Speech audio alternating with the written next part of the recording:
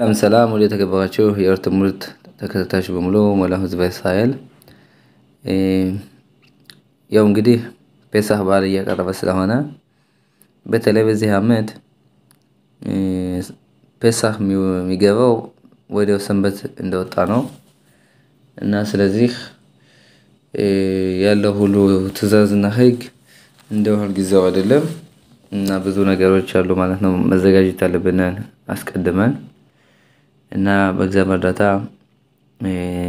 አጠር ባለው መጠን እንገልጻለን እስከመጀመሪያው እስከ መጨረሻው እያንዳንዱን ትዕዛዝ ብታዳምጡ ለእናንተ ይጠቅማችኋል ብዬ አስባለሁኝ ምክንያቱም ትዕዛዝ ስንማር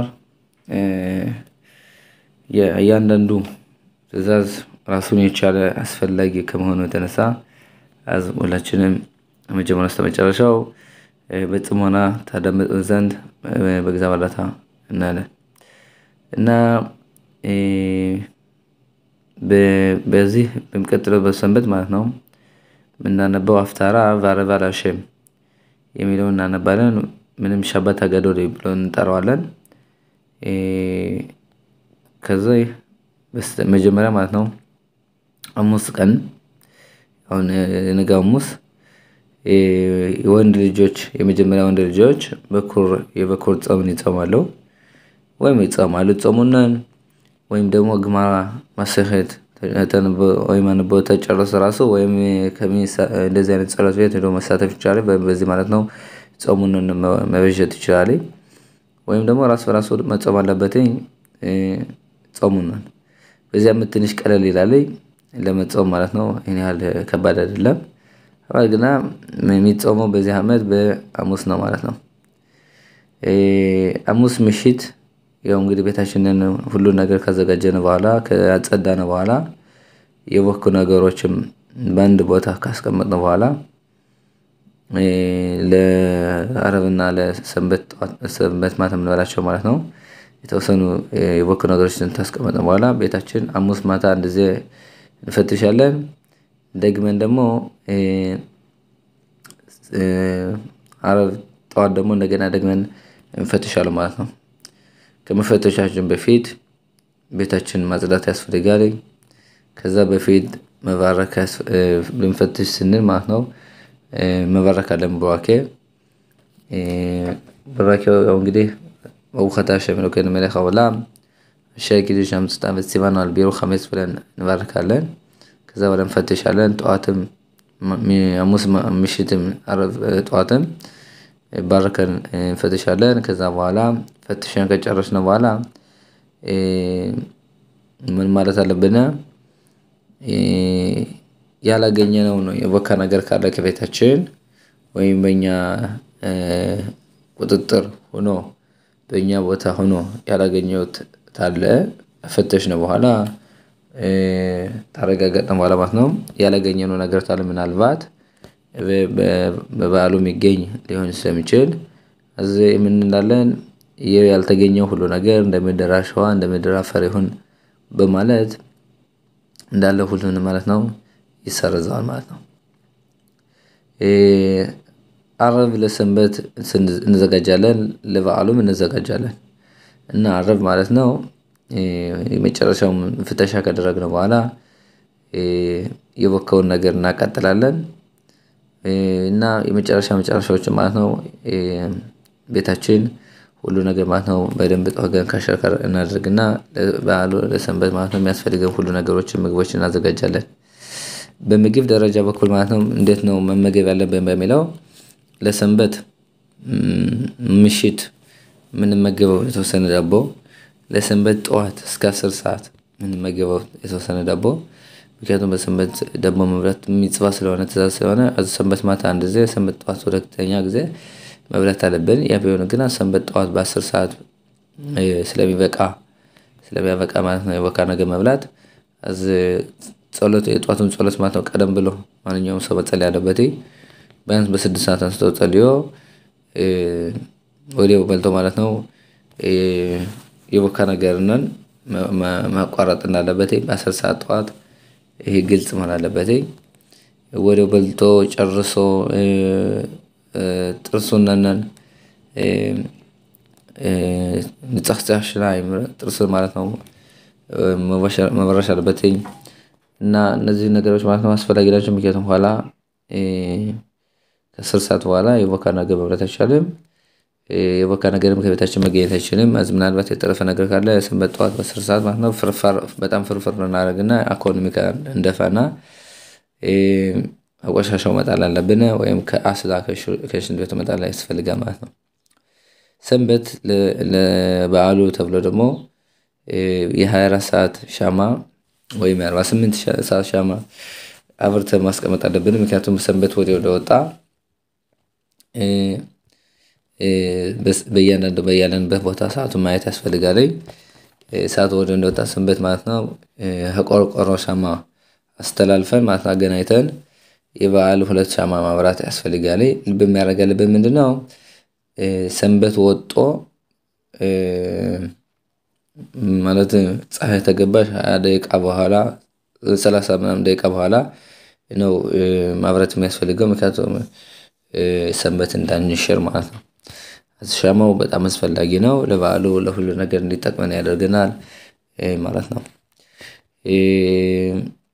ሌላው ለበዓሉ ብሎ የሚያስፈልገን ሁሉ ነገሮችን መራራ ቅጠልም ሆነ እንቁላል ሆነ ድንች ሆነ ዝዋ ጭን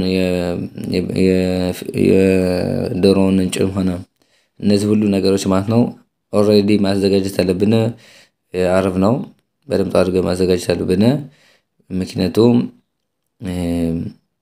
ባሉ ወዲያው እንደገባ መመጸሻባት ወዲያቸው ማለት ነው ኪያራ ሴል ሁሉ ነገር ማለት ነው የተዘጋጀ እንዲሆንልና ሁሉን አዘጋጅተን ከፍሪጁ እናስቀምጥና ወዲያው ማለት ነው ጸሎት ቤት ስንመለስ መጸሻባት ወዲያው እንድናዘጋጅ ማለት ነው የሌላ ሰሉን ዝግጅት እንድናደርግ። ለማንኛውም በሰንበት ማለት ነው ብዙ ምግቦች ከቦካይ ነገር የተሰሩ ምግቦችን በብረት ድስቶች ማዘጋጀት የተከለከለ ነው። ምክንያቱም ዝዋ ያንን ብረት ድስት ማለት ነው ለማጽዳት ይከብዳል በማጽዳትም አይቻልም። ሰንበት እቃ ማዘጋጀት ማለትም ማጠብ የሚቻለው መቼ ነው ራስ በሰንበት መጣቀበት ሲሆን ብቻ ነው። እና ስለዚህ ያንዳንዳችን ብልህ መሆን አለብን። ምን በላባቸው ምግቦች በሰንበት መሆን ያለበት በዚህ ሰንበት ብቻ አዝ ሐድባሜ አንድ ዘህ ተጠቅመን ምን ወርወር መሆን አለበት። ክብር ያለው ጥሩ የተለያዩ ከለሮች አሉ የሚያምሩ በእንደዚህ አይነት አድርገን ለሰንበት ምግብ እንበላለን። ምክንያቱም በሌላ ቋሚ ዕቃ ቢሆን ማጠብ ያስፈልጋል። ማጠብ ስለማይቻል ደግሞ በሰንበት ወደ በዓላት ማዘጋጀት ስለማይቻል የቦካ ነገር የነካ ነገር ስለሚሆን ስለዚህ በቦካው ብረት ድስት ብናበስለው እና ደግሞ የቦኩ ነገሮች ብናበስል ኋላ ለማጠብ ስለማይቻል ካሸር በሆነው ለፔሳህ ካሸር ባደረግነው እና ለፔሳህ ምን በመጠቀበት ዕቃ አዘጋጅተን ግማሹን በሰንበት መላለም ግማሹን ደግሞ በዛው ተሸም በፔሳህ ሆነ አላለ እንጂ የቦኩ ነገሮችን ብናበስል በጣም ከባድ ነው ማለት ነው። ሌላው ስዑዳሽ ለሽት የሰንበት ሶስተኛው ማድ እንዴት ነው መብላት ያለብን በሚለው የሰንበት ሶስተኛው ማድ መብላት የሚያስፈልገው አንዳንዶች ማጻሽራ መብላት ይቻላል የሚሉ አሉ። ቂጣ መብላት አይቻልም ምክንያቱም በበዓላቱ ምሽት ማለት ነው ማጻ እና ቂጣ ማለት ነው በደስታና በጉጉት እንዲበላ ስለዚህ መብላት አይቻልም። እዚህ ማጻሻ የሚባል አለ ያንን ተገኘ ኮትኮቶ ቢበላ ይሻላል ይላሉ። አንዳንዶች ደግሞ ምን ያላሉ ሊቃውንቶች ተብራሮ በስዑዳሽ ለሽት ሸል ፔሳህ ማለት ነው በዚህ ሰንበት በስዑዳሽ ለሽት ምን ማድረግ ያለበት የተለያዩ ሌላ ነገሮችን ይብላ ፍራፍሬዎችን አትክልቶችን የራኮት ፔርቆት እንዲሁም ደጊም በሰለ አሳ ይባላል በዚህ ማለት ነው ስዑዳሽ ለሽትን በስነ ስርዓት ማለት ነው መፈጸም ይችላል ማለት ነው። ልክ በሰንበት ደግሞ ማለት ነው 10 ሰዓት ሲደርስ ለማንኛውም እንደገና ደግሞ ማለት ነው የቦኩ ነገሮች በሰንበት ማታም ሰንበት ጠዋትም ስለተጠቀምና እዚህ በኩል ነገሮችን ማለት ነው እንደገና መሰረዝ አለበት ምክንያቱም እንዳልነው ሊገኝ ከተቻለ የተገኘው ነገር እንደምድራሽ እንዲቆጠር እንደ እህል እንዳይቆጠር ማለት ነው። ይሄን ይመስላል ሞት ሸባት ሰንበት ወዲያው እንደወጣ ማንኛውም ሴት ልክ እንዳለው ምን ማለት አለበት መብደል בין קודש לחול בין אור לחושך בין סלמים ביום שביעי לששת ימי המעשה ברוך המבדיל בין קודש לקודש ካለች በኋላ ማለትም አዘቦትና ቅዱስን ቀን ጨለማና ብርሃንን እስራኤልና የዓለምን ሕዝብ 6 ቀንና 7ኛው ቀን እንዲሁም ቅዱስና ቅዱስ የሆነውን የሚለይ ብላ ካለች በኋላ ያው የበዓሉን ሻማ ታበራለች ማለት ነው። ከሻማው ወደ ሻማ አስተላልፋ ማለት ነው። ምንም ያርበትን ጸሎት ገና ያልጸለች ቢሆንም ዋናው ነገር ሰንበት ከወጣ በኋላ ያለውን ካረጋገጠች በኋላ በዚህ አይነት መሰረት ነው ታበራለች ሻማውን።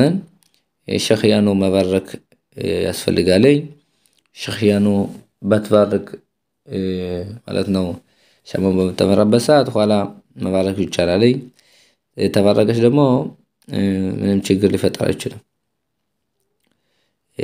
ምክንያቱም የሻማው መባረከው ሸኺያኑ እና በኪዱሽ ሰዓት መባረከው ሸኺያኑ የተለያየ ስለሆነ ይቻላል።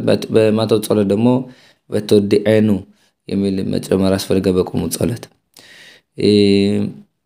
አፍዳላውን እና ኪዱሽን እንዴት ነው የምናደርገው? ሰንበት ወጣለኝ ባሉ ገብቷለኝ እንዴት ነው ኪዱሽ የምናደርገው? እዚህ ምንድነው አለ ምልክት አለና ያክናዝ ይባላል። እዚህ የኪዱሽና የአፍዳላው ስነ ስርዓት የሚፈጸመው በአንድ ሰዓት ነው በዛውን ሰዓት ነው። አስኪዱሽ በመናደርግበት ብርጭቆ ለምፍለት አንዱ ብርጭቆ ማለት ነው የሚጠቅመን ለምንድነው? አንደኛ ከአራቱ ጽዋዎች የመጀመሪያውን እንጠጣ፣ ሁለተኛ ደግሞ ለአፍዳላ ይሆነናል። ስለዚህ ያይን ኪዱሽ ነር አፍዳላ አዝም ያይኑንን ይዘናል እንባርካለን ለወይኑ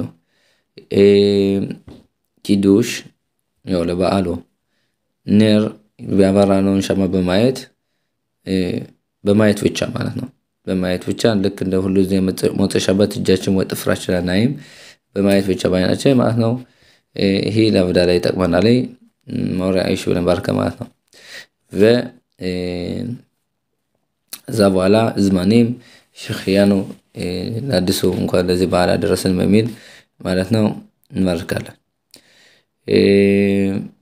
ሌላው እንግዲህ የሌላ ሰደር ሁሉ ሁኔታ ትልቁ ነገር ምንድነው? እያንዳንዱ ሰው በየቤቱ ገና በዓሉ ከመድረሱ በፊት መዘጋጀቱ በጣም ትልቅ ጥቅም አለው ማለት ነው። እያንዳንዱ ሰው ደግሞ ለፔሳህ ብሎ ቢለፋና የቦኩ ነገሮችን ቢወግድ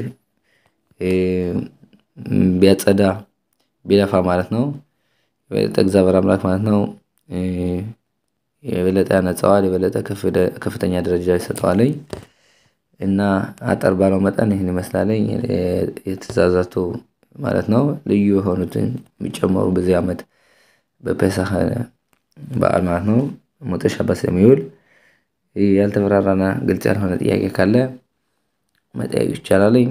መልካም የተባረከ የተቀደሰ ፔሳህ ይሁንልና ፔሳህ ከሸር በሰማይ ለኩላ